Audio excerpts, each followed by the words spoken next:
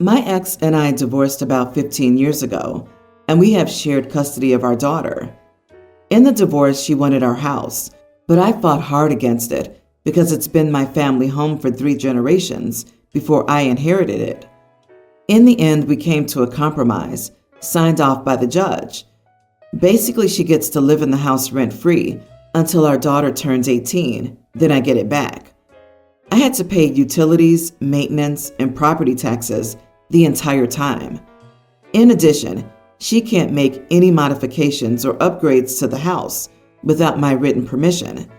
She's solely responsible for the cost, and the work has to be performed by an insured and legally licensed professional. I've been sending her move-out notices for months in anticipation of my daughter's 18th birthday, and recently that came to pass. The day after, I showed up at the house with a contractor because I wanted some work done before I moved back in. At first, she refused to let me in until I reminded her that I'm the legal owner of the house. According to the divorce agreement signed by the judge, she's no longer allowed to be there, and I'll call the police if she doesn't let me in. She got the point and opened the door. I was surprised nothing was packed, and it didn't seem like she was moving at all. We were arguing as I walked through and inspected my house. She wanted extra time, and I told her to be out by the end of the week, or I'll have her stuff thrown out. When I walked into the living room, I was shocked into silence. The living room was expanded by a wall being torn down and the bedroom that was once merged into it. She turned my 4-bedroom house into a 3-bedroom one. I didn't sign off on this, and from the looks of it, the work was probably done by her boyfriend and not a professional.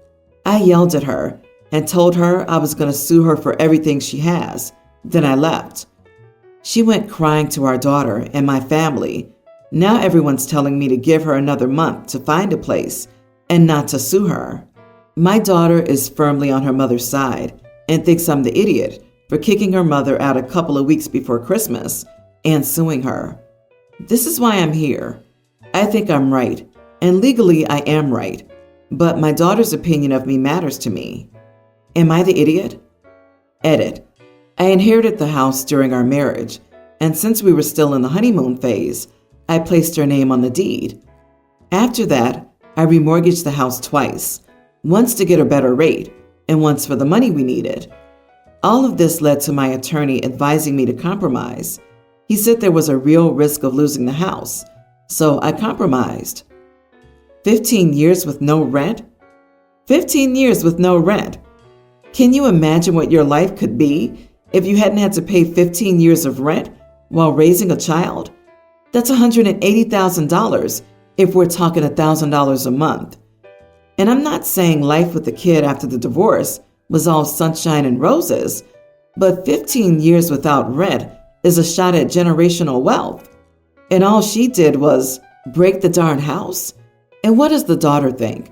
She's 18 and can do all the same math. And it sounds like she had a live-in boyfriend in the house.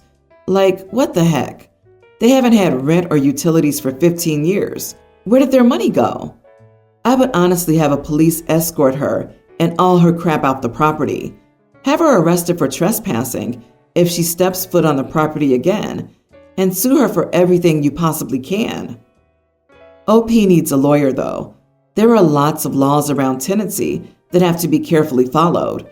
So this is 100% legal because it will end in court. And, of course, not the idiot. This woman has known the date of their daughter's birthday was the end of her residency for a decade. She's had 15 years to prepare. If she couldn't, then an extra month won't help. Call the police, show the divorce order, and have her removed forcibly. Geez, the rules for this arrangement could not be more clear. I don't know where you live and the worth of your house, but where I live, there's a huge difference between a 3-bedroom house and a 4-bedroom one.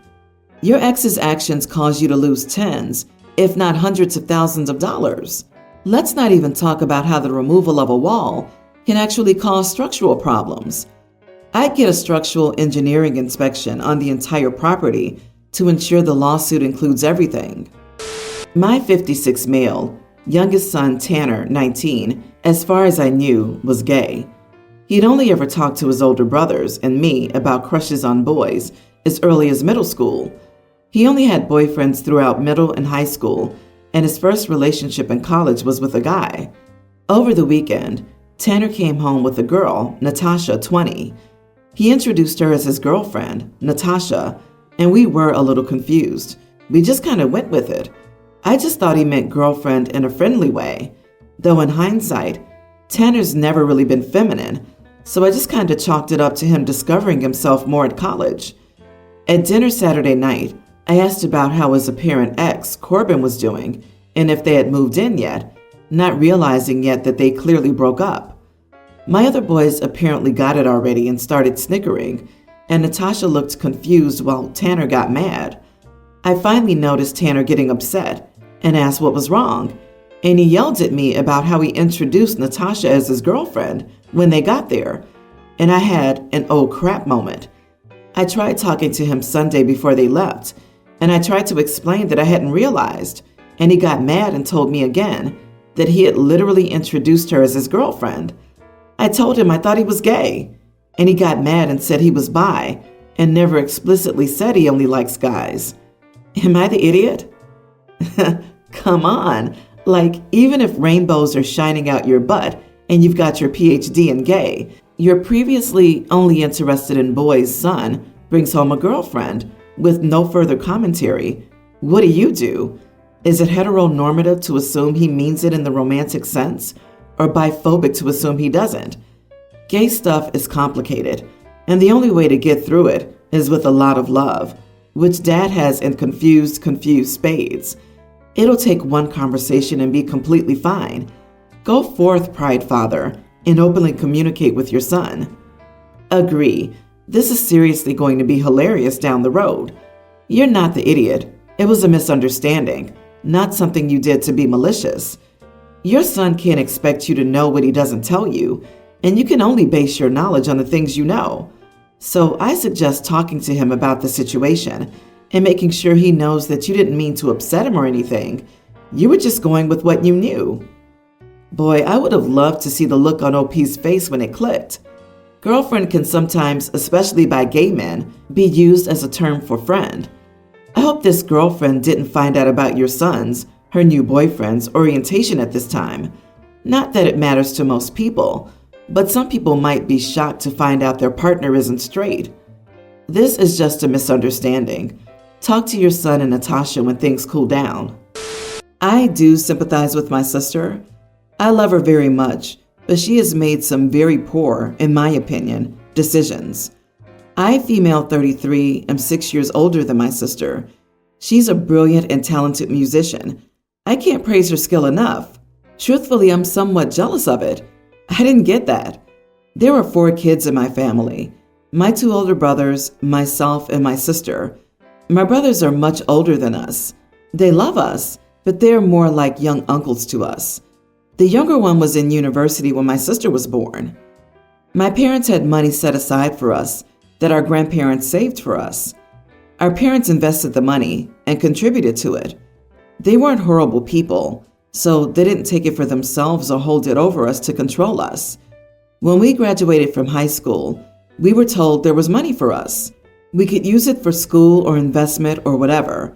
It was ours. The only stipulation was that we would get it in yearly installments for 6 years. I guess that way we wouldn't blow it all and have a chance to grow up before it was gone. I got some financial assistance for my education, so I actually managed to save almost half of mine, enough of a sizable down payment on a house when I was 24. That was the year my sister graduated. She decided to go see the world.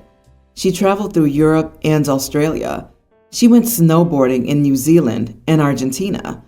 I told her that she should save some for school. She said that she was making money busking and that she was okay.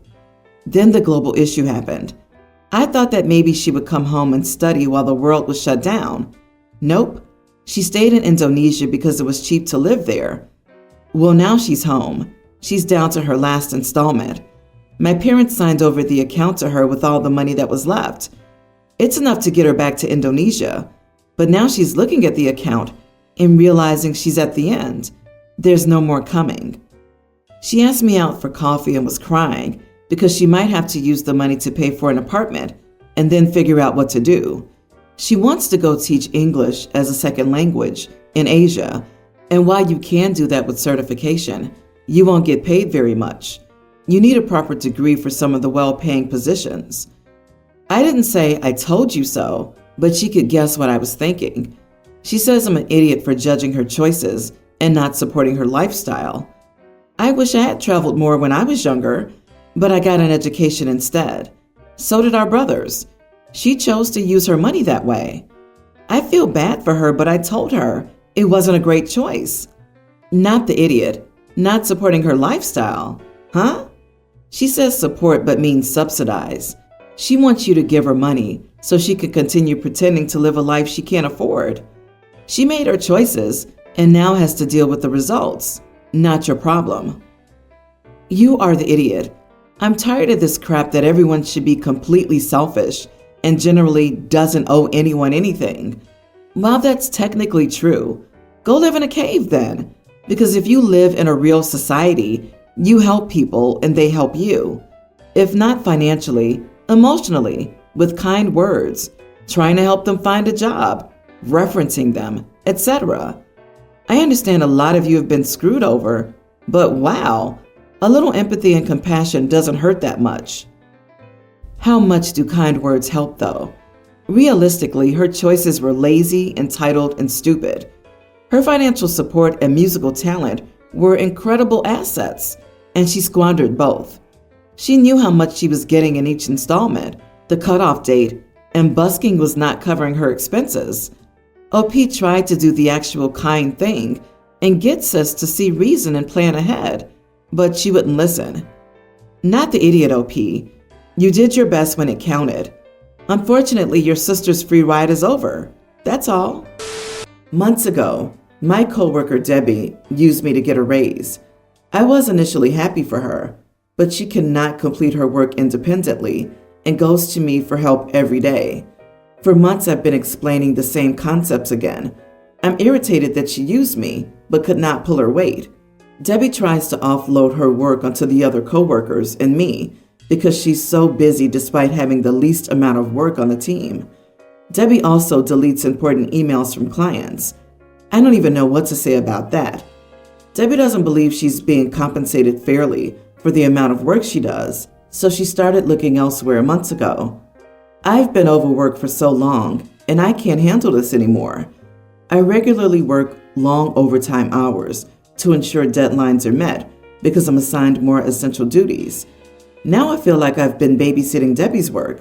In addition, I've been getting physically sick from working here. I thought I could just suck it up and told myself things would get better. But 2 weeks ago, something just hit, and I started applying. I quickly found a new place and will leave in 2 weeks from Friday. When Debbie found out on Friday, she was furious.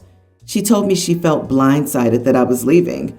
She tried to convince me to stay a bit longer, saying my departure would cause her and the team much hardship. When I refused, Debbie asked where I was going.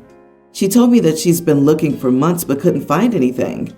She asked if I could help her find a new place since I found one so quickly, but I didn't answer. I just wanted to lay low for the remaining days. On Friday, I finally left after regular hours, but Debbie tried reaching out to me for an emergency. Her past emergencies were situations I've taught her before, so I suspected this was no different. Then Debbie started calling and texting my personal cell, but I've been ignoring her. Finally, she texted me that I shouldn't be so selfish now that I'm leaving, and I shouldn't leave her and the team high and dry halfway through my work. Debbie has also been calling and texting, asking if we could talk about getting her a new position. I've been ignoring that too. Part of me feels bad for Debbie because she's not happy here, and my departure will cause her hardship. The team cannot function without me, as I was the top performer, but I'm so burnt out that I don't even want to work for the last 2 weeks. Am I the idiot? Not the idiot. Stop feeling bad. New employees are given a pass for so long, but eventually, you have to be able to pull your own weight. Debbie can't, but you've been pulling her weight for so long that she's probably freaking out. So I would tell her the truth. You are not her babysitter. She gets paid more than she deserves for the work she does already, and she's a grown adult. So if she can't get her own new job, it's not your responsibility to find her a job. Agreed. No wonder new people don't like me at work. I don't sugarcoat things. OP, please don't tell her where you'll be working. What if she follows you and continues this madness? Ugh, I can't stand lazy mooch coworkers. She's a leech. Maintain those boundaries as you finish out your time. Set the new expectation and be concise and clear. Debbie, I'm not available to assist you. Debbie will depend on you or anyone who will take her on in any job. People like that are not happy anywhere. So please continue to ignore her or block her. You are not her ticket to something bigger and better. This is harassment. I've been dating a guy for a few months now. He's kind, caring, and funny. A little eccentric, but nothing about him has ever seemed off. The other day, we were talking about something we wanted to buy together, so he opened up his phone to the AliExpress app. When he clicked the search bar, I saw the search history had multiple variations of hidden spy camera, secret camera, and Wi-Fi camera. When I saw this, I wanted to double check, so I took his phone and typed the first few letters into the search bar, and sure enough, the variations dropped down from the search bar in bold. At first, he pretended not to know what I was talking about. Then he said, "It came up as a suggestion because you typed the first few letters in." I was calm but just kept telling him that wasn't true. Then he told me he and his friend had been talking about how she recently stayed at a hotel where she suspected there were hidden cameras. So they decided to research them together to see what they looked like. This also sounded like BS to me, and at this point I was kind of freaking out. I had never seen him so annoyed before, but he was in disbelief that I thought he'd really be the kind of person to buy hidden cameras. He said, "Okay then, I'll call my friend right now and she'll tell you it's true." And I stayed silent. Then he said, "Search my whole room. There are no cameras." Then he texted his friends to prove to me the conversation they had was real. The text said something like, "Hey, remember when we were researching spy cams together? Well, my partner saw it and they think I have hidden cameras. Can you reply so I can prove we talked about them together and that I don't have any cameras?" He said he felt embarrassed that he had to send a text like that to his friend. I felt like texting his friend kind of proves his story, because otherwise he'd be outing himself as a total creep to her too, and I feel bad for jumping to a conclusion and accusing him. It's been a few days and I think I believe him, but things are still kind of tense between us. I don't think he forgives me. Am I the idiot for jumping to that conclusion? Or is it a rational reaction? Not the idiot. His text was telling his friend what to say. It was super specific and basically spoon-fed the info for them to confirm. What looks like a duck, walks like a duck, and quacks like a duck is often a duck. Don't ignore your gut. Marinara flags all over the place here. Yep, his behavior is way suspect. See how his story changes twice when you didn't believe the first one? Why lie at first if you don't feel caught and don't have something to hide? Why not come out with the, "Oh, I was just curious what they look like" line first? I can't say for sure that this is what's going on, but I don't trust him.